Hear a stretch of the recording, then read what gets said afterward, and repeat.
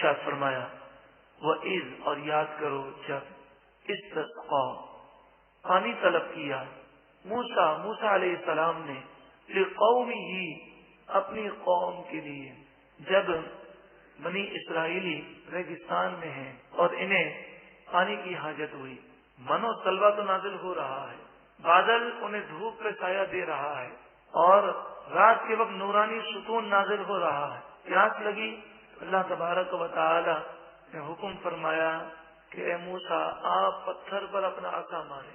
آپ نے پتھر پر عصا مارا تو 12 چشمے اس پتھر سے نکلنے لگے۔ وَإِذْ اور جب اسْتَسْقَا موسیٰ علیہ السلام نے پانی طلب کیا لِقَوْمِهِ اپنی قوم کے لیے، فَقُلْنَا پس ہم نے فرمایا اضرب آپ ماریے، اضرب آپ ماریے، اضرب کے معنی مارنا، آپ ماریے بِعَصَاكَ الْحَجَرَ عصا مانے لاٹھی، حجر مانے پتھر، اپنی لاٹھی پتھر پر ماریے، فَانْفَجَرَتْ پس بہ نکلے منہ اس پتھر سے 12 عَيْنًا، 12 مانے 2، 10 مانے 10، 2 اور 10 12، 12 عینا چشمے، 12 چشمے بہ نکلے۔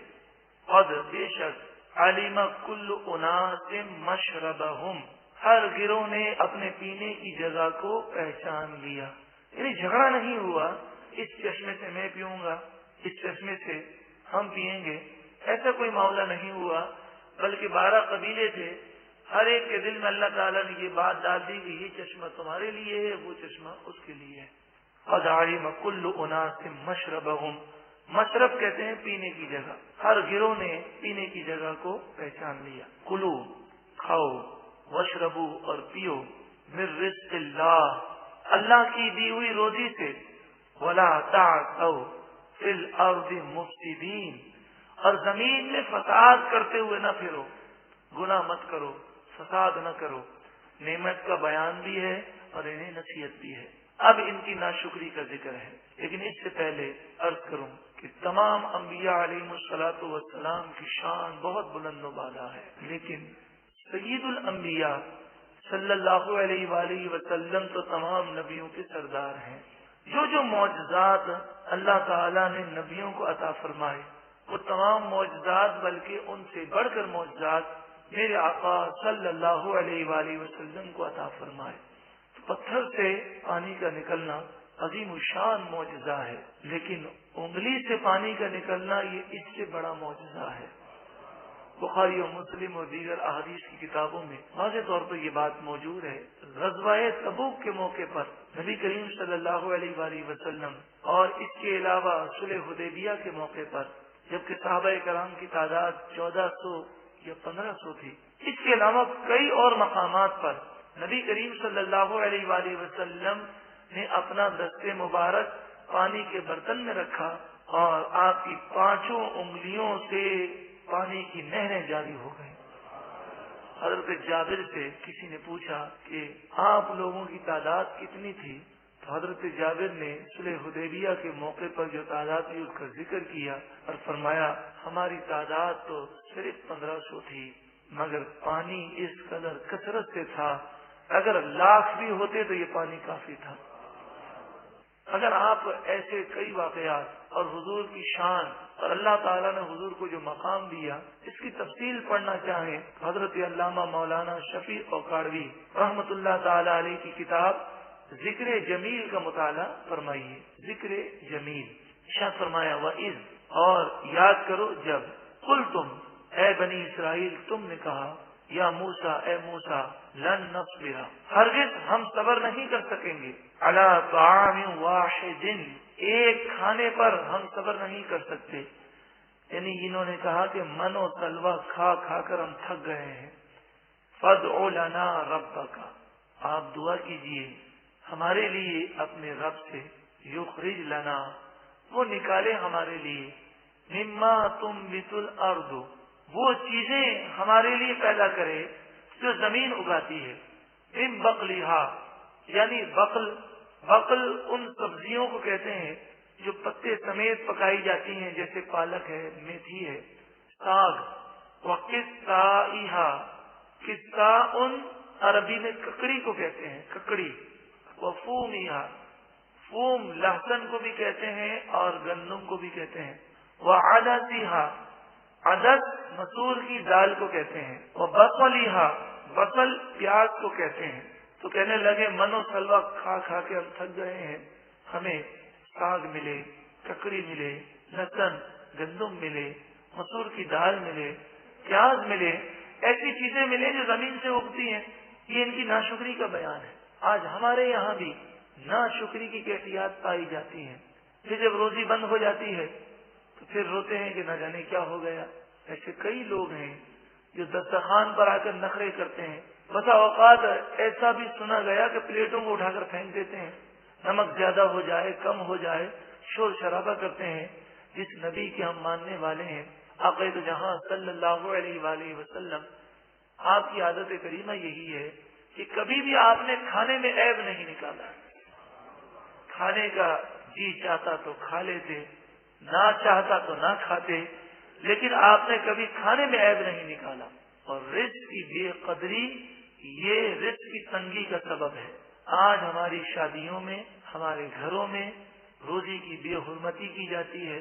ہم اپنے گھروں میں ہی دیکھ لیں، ہم پلیٹ میں کتنا کھانا چھوڑ دیتے ہیں. پلیٹ اچھی طرح صاف کون کرتا ہے؟ دسترخوان پر کتنے دانے گر جاتے ہیں، کون ان دانوں کو چن کر اٹھا کر کھا لیتا ہے؟ حدیث پاک میں آتا ہے، حضرت عائشہ صدیقہ رضی اللہ تعالی عنہا سے نبی کریم صلی اللہ علیہ وآلہ وسلم نے فرمایا کسی سے زمین پر روٹی کا ٹکڑا گر گیا تھا، تو نبی کریم صلی اللہ علیہ وآلہ وسلم نے زمین سے اٹھایا اور فرمایا اے عائشہ، یہ روٹی جب کسی قوم سے چلی جاتی ہے تو واپس نہیں آتی، اس کی تعظیم کرنے کا حکم دیا گیا. کیا ہم اس کا خیال کرتے ہیں؟ تو جنہیں روزی اللہ تعالیٰ نے دی ہے، یہ جو تنگ دستی میں انہیں چاہیے کہ وہ رزق کی بے قدری نہ کریں. خصوصاً دعوتوں میں اتنا کھانا لیں جتنا آپ کھا سکیں، پورا کریں، ضائع خود نہ کریں، لوگوں کو بھی سمجھائیں. اللہ تعالیٰ ہمیں عمل کی توفیق عطا فرمائے. تو انہوں نے رزق کی بے قدری کی، من و سلوا کی بے قدری کی. کہنے لگے یہ تم کھا کھا کے تھک گئے ہیں، اب تو ہمیں یہ چیزیں چاہیے. فرمایا قال، موسیٰ علیہ السلام نے فرمایا اتستبدلون الذی هو ادنا بالذی هو خیر. لیکن دو لفظ ہیں، ادنا خیر. آپ نے فرمایا جو سب سے بہتر ہے، خیر ہے، آسمانی رزق، من و سلوا کا رزق، اس کو چھوڑ کر تم ادنا مانگ رہے ہو. بڑے نادان لوگ ہو. اہبطوا مصرا، اتر جاؤ کسی شہر میں. اور یہ پہلے ذکر ہو چکا، جب انہوں نے ایسا کیا تو اللہ تعالیٰ نے ان کی سرکشی پر بھی رحم فرمایا، نعمت فرمائی. یہ اس کا کرم ہے کہ شہر کے کافر بھاگ گئے اور انہیں وہ شہر مل گیا. فَإِنَّ لَكُمْ مَا سَأَلْتُمْ، تو بے شک تمہارے لیے اس شہر میں وہ کچھ ہے جو تم نے مانگا ہے. لیکن شہر میں جو گئے انہوں نے وہاں بھی نافرمانی کی. وَضُرِبَتْ عَلَيْهِمُ الذِّلَّةُ، وہ قوم جو پوری دنیا میں سپر پاور تھی، وہ قوم جس میں سب سے زیادہ نبی مبعوث کیے گئے، وہ قوم جس نے سینکڑوں سال تک دنیا پر حکومتیں کی ہیں، لیکن جب اس نے اللہ کی نافرمانی کی اللہ تعالیٰ نے ان سے مقام و مرتبے کو لے لیا اور وہ ذلیل و رسوا ہو گئے. وَضُرِبَتْ عَلَيْهِمُ الذِّلَّةُ، ان پر ڈال دی گئی ذلت، والمسکنہ، اور غربت، تنگ دستی، ناداری. مفسرین فرماتے ہیں امت محمدیہ صلی اللہ علیہ وآلہ وسلم کو نصیحت ہے، ہم بھی مسلمان کہلاتے ہیں. بنی اسرائیلی بھی مسلمان کہلاتے تھے، وہ بھی کلمہ پڑھتے، وہ بھی اللہ کو مانتے، وہ بھی رسول کو مانتے، ہم بھی تمام رسولوں کو مانتے ہیں. لیکن جب انہوں نے مسلسل نعمتوں کے باوجود نافرمانیاں کی، اللہ تعالیٰ ناراض ہو گیا اور وہ ذلیل اور رسوا ہو گئے. مسلمانوں کا عروج دیکھیں، مسلمان 313 تھے بدر کے مقام پر، چاروں طرف پوری دنیا میں کافر تھے. عروج ملتا رہا، عروج ملتا رہا، یہاں تک کہ مسلمان پوری دنیا کی دنیاوی اعتبار کا سپر پاور بن گئے. مگر پھر گناہوں میں پڑ گئے اور گناہوں میں پڑتے رہے.